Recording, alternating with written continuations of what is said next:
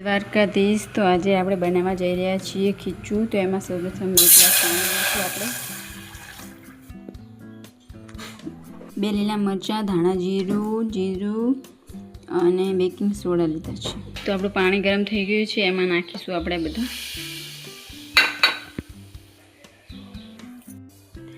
સરખી રીતે હલાવી દઈશું બધું. નાખીશું ચોખાનો લોટ,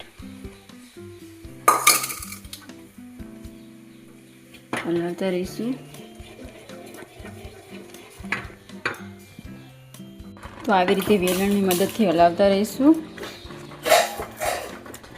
કટ થઈ જવાયું છે હવે આપણું.